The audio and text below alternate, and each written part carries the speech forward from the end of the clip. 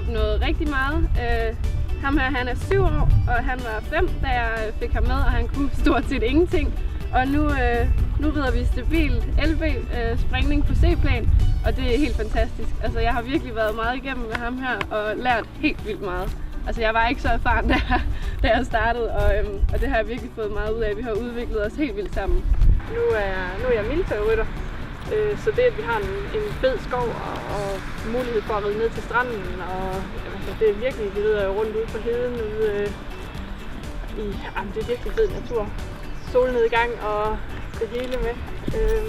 Jeg har aldrig været i en skov, hvor der er så mange stier. Altså, nu har jeg været her i 3 måneder, og jeg har næsten ridet en ny tur hver dag.